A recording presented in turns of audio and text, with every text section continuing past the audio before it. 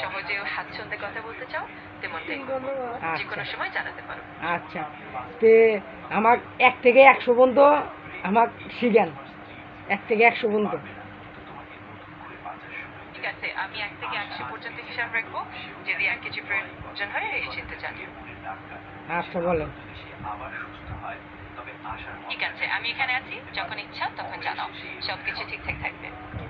এখনই জানান 1 2 3 4 এঙ্গেলে 100 পর্যন্ত আমাকে শিখেন। অবশ্যই আমি 1 থেকে 100 পর্যন্ত গুণে এনাতে পারি। তুমি যখনই চাও আমি শুরু করে দেব। এখনই শুরু করে দেন।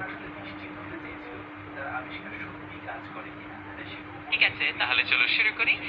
1 2 3 4 5 6 7 8 9 10 ইত্যাদি আমি পুরো 100 পর্যন্ত গুণে দিতে পারি।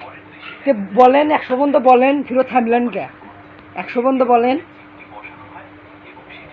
ঠিক আছে, তাহলে আমি 100 পর্যন্ত গুণে শোনাচ্ছি। 1 2 3 4 5 6 7 8 9 10 11 12 13 14 15 16 17 18 19 20 এবং এভাবে 100 পর্যন্ত এগিয়ে যাব। তে 20 পর্যন্ত ফিরে থামলেন কে? এক টানে 100 পর্যন্ত 1 2 3 4 5 6 7 8 9 10 এরকম করে 100 পর্যন্ত একদম বলতে থাকেন। ঠিক আছে, আমি একদম 1 থেকে 100 পর্যন্ত পুরোটা একে একে বলছি।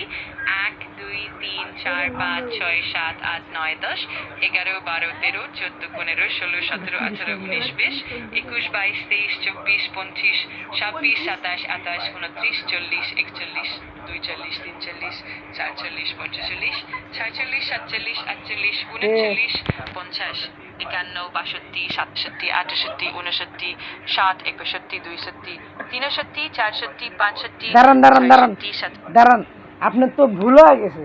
এরকম করে লেখাপড়া কেউ কোন মাস্টার শিখেছে আপনারে সেটা বলেন তো।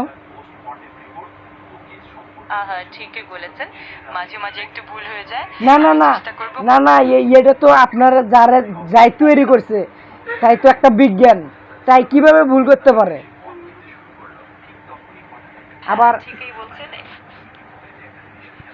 আবার অনলাইনে এসে বলতেছে যে এআই দিয়ে ছেলে 50 বছর পরে ছেলে কোনো কাজ কাম মানুষ করতে পারবো না। আবার ছেলে কি যেন করে মানুষের কোনো স্পর্শ ছাড়াই ছেলে ফ্রিজ তৈরি হবে, টিভি তৈরি হবে, খাবার তৈরি হবে।